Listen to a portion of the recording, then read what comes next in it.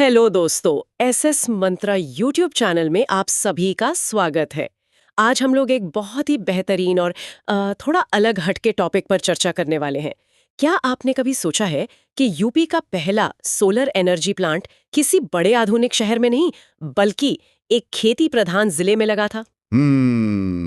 और क्या आप दोस्तों ये जानते हैं कि पूरे भारत में पेपरमिंट यानी मिंथा तेल इसका सबसे बड़ा उत्पादक कौन सा जिला है?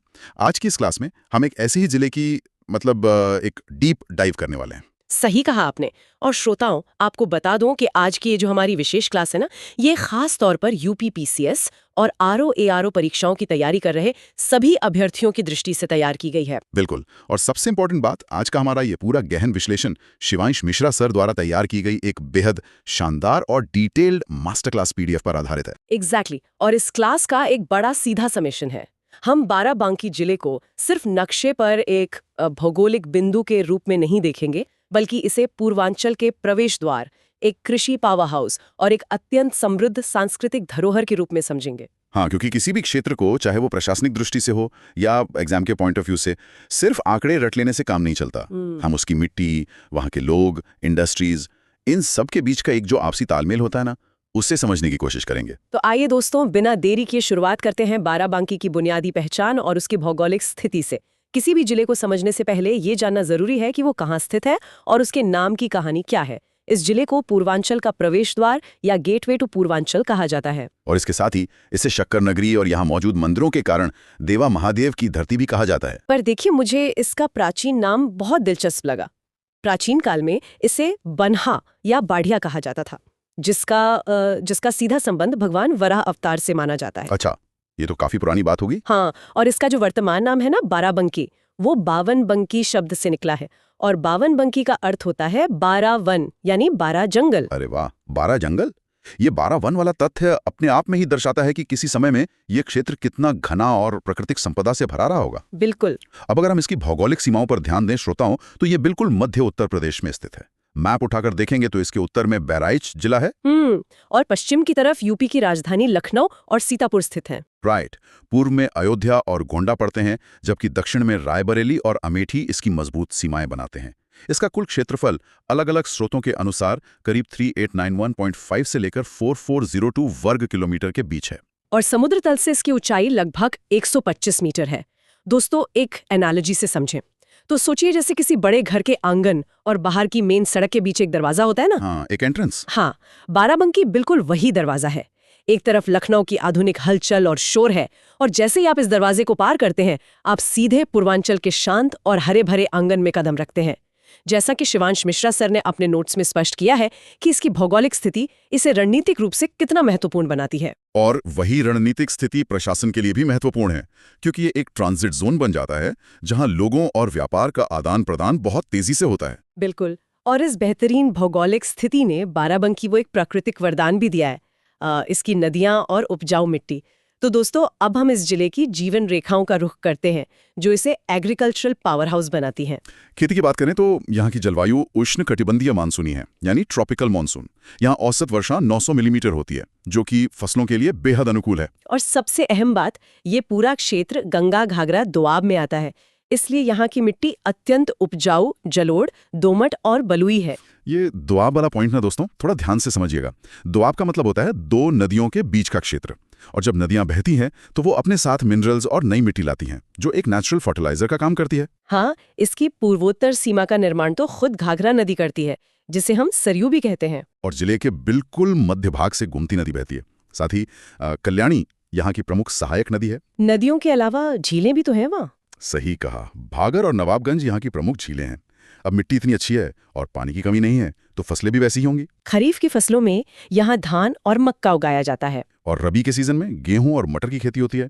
लेकिन किसानों की असली तरक्की होती है कैश क्रॉप से, यानी नकदी फसलें, जिसमें गन्ना और आलू बहुत प्रमुख हैं। पर एक सच में हैरान करने वाली चीज थी नोट्स में, औषधीय संपदा। वो हाँ, मेडिसिनल क्रॉप्स। यानी यहाँ अफीम, तुलसी और अश्वगंधा की भी खेती होती है। पर जो सबसे बड़ा फैक्ट है दोस्तों, ध्यान दीजिएगा, भारत में मेंथा यानी पेपरमिंट के तेल का सर्वाधिक उत्पादन बाराबंकी में ही होता है। ये फैक्ट सच में कमाल का है। पूरे इंडिया में हाईएस्ट प्रोडक्शन। इसका सीधा मतलब है कि गंगा घाघरा दोआब ने किसानों को एक ऐसा बेस दिया कि उन्होंने सिर्फ गेहूं धान पर निर्भर रहने के बजाय कमर्शियल खेती की तरफ कदम बढ़ाया। मेंथा आमतौर पर कैश रिच क्रॉप है ना? बिल्कुल।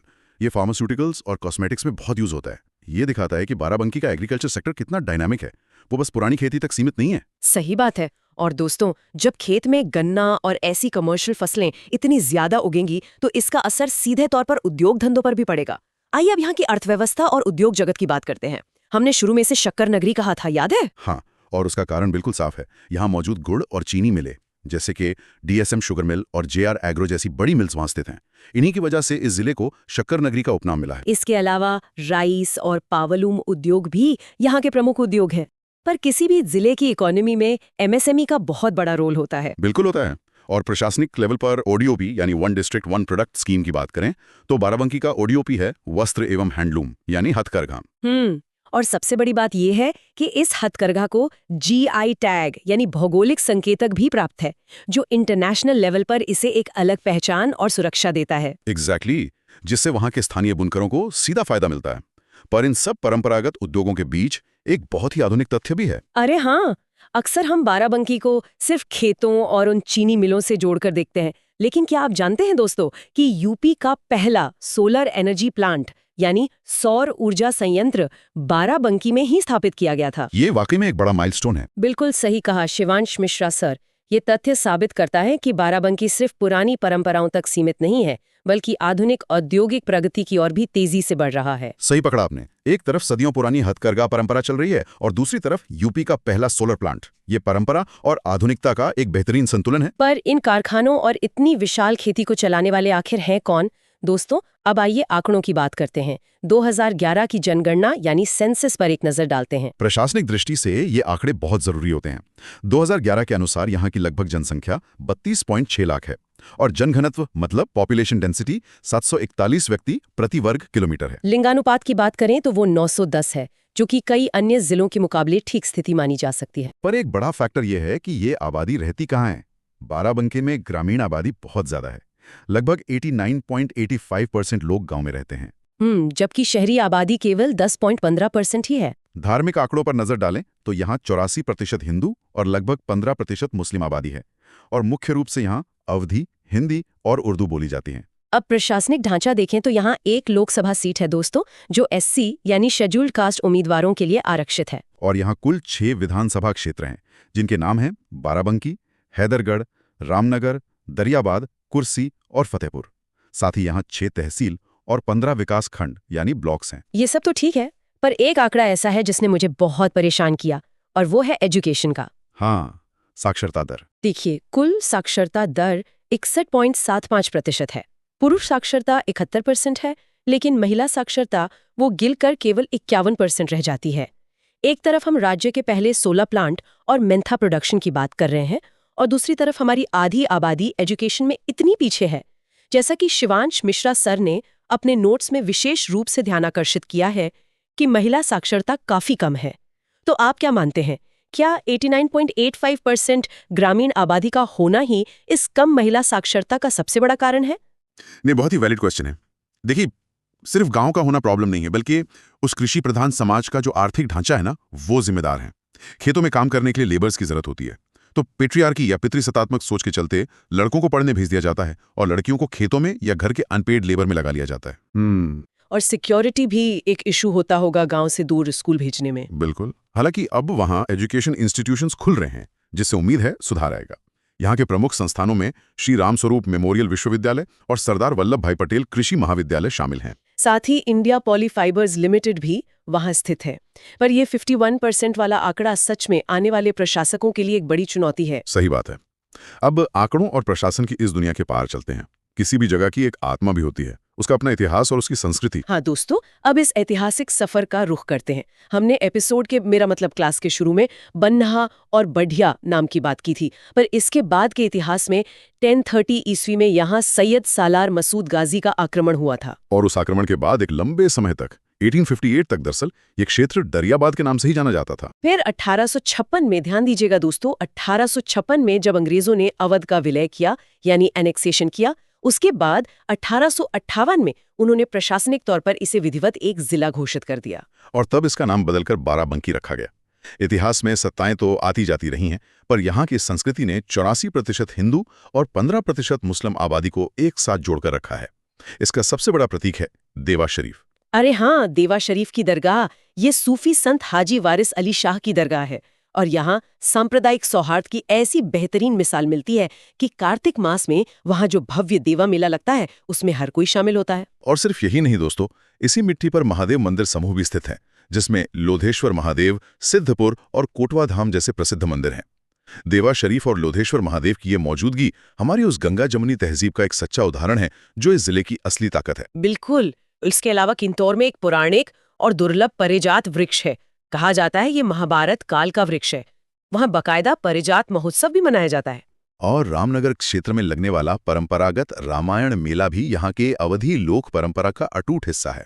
एक आने वाले अधिकारी को ये सब जानना बहुत जरूरी है, क्योंकि आप आंकड़ों से लोगों का पेट तो भर सकते हैं, पर उनका विश्वास आप उनकी संस्कृति और मेलों को समझकर ही जीत सकते हैं। कितनी सही दिशा में बात रखी आपने। तो दोस्तों, इस डीप डाइव चर्चा को समेटते हुए हम आखिर में क्या निष्कर्ष निकाल सकते हैं? निष्कर्ष के तौर पर मैं सभी श्रोताओं के सामने गहरा विचार रखना चाहूंगा, जैसा कि सोर्स मटेरियल की टोन से साफ झलकता है। आज की इस क्लास के बाद सोचने वाली बात यह है कि जो जिला पूर्वांचल का प्रवेश द्वार है, जो मेंथा तेल और गन्ने की पैदावार में पूरे देश में अग्रणी है, जिसके पास देवा शरीफ जैसी कल्चरल हेरिटेज और यूपी का पहला सोलर प्लांट है, क्या वो आने वाले वक्त में अपने इस ऐतिहासिक और आर्थिक प्रभुत्व का इस्तेमाल करके महिला साक्षरता की गंभीर चुनौती को पार कर पाएगा, जो सिर्फ 51% पर अटकी हुई है? क्या सच में आर्थिक विकास सामाजिक विकास में बदल पाएगा? ये एक ऐसा सवाल है जिस पर हर उस भावी प्रशासक को विचार करना चाहिए, जो आगे चलकर देश और राज्य की कमान संभालेगा। दोस्तों, अगर आपको ये क्लास पसंद आई हो तो वीडियो को लाइक करें और एसएस मंत्रा चैनल को सब्सक्राइब करें और बेल आइकन दबाना ना भूलें। धन्यवाद।